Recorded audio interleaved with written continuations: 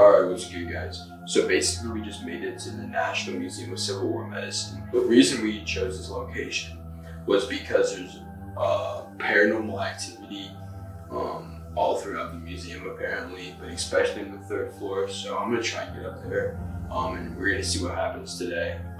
So brought the camera, brought some extra equipment with me in case we need it. So yeah, we're gonna get right into it.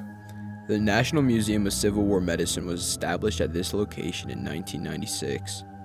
The property, however, dates back to 1832 when the Whitehill family established a furniture store and undertaking business to meet the demand for caskets from nearby cemeteries.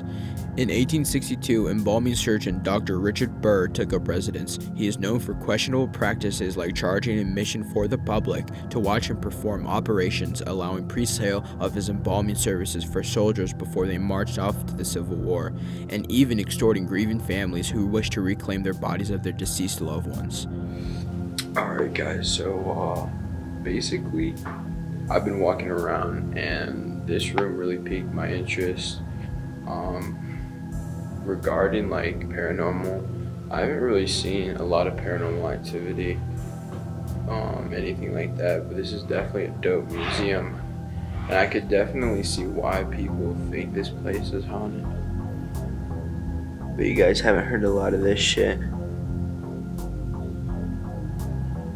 This is crazy, guys.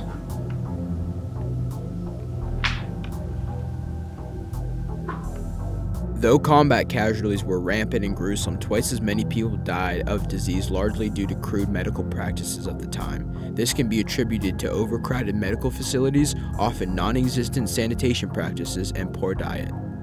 There are many strange stories about paranormal phenomenon in the museum, such as objects moving by themselves or simply disappearing. The scent of burning perfume often has been reported, as well as drafts, dizziness, feelings of general dismay among unsuspecting visitors. According to the MarylandHauntedHouses.com, one user reported, quote, "We went to the museum for a regular tour, so ghosts weren't on our mind. In fact, we didn't know the place was haunted until later that day when the tour guide mentioned it. I smelled something strange like burnt perfume. My husband couldn't smell it. I also had just an uneasy feeling," end quote. This story, as well as others, can be traced to the 3rd floor. It's just crazy how, sorry, like there's weird stuff is happening with the lights. I don't know if you guys can see that. See, it like stops right when I put the camera on it. So that's kind of weird. They were flickering hella. And now they're just not going to do it at all right once I put the camera. All of a sudden in the room, lights started to flicker on and off. I felt chills and a creepy feeling. It seemed weird to me because when I was all alone it happened almost every few seconds, but when people came in it never happened. I didn't know how to react, whether it was the building or the spirits of the dead. Alright guys, so I have to talk low, but I think I found a way up to the 3rd floor. It's a stairwell.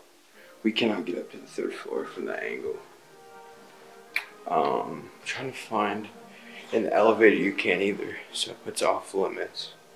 So I'm not sure how I can access the 3rd floor, or if even we're going to be able to access it. If we're not, this is kind of an L.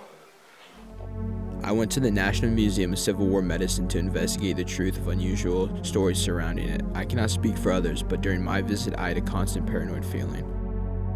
Alright, so this is Beckett, stay tuned.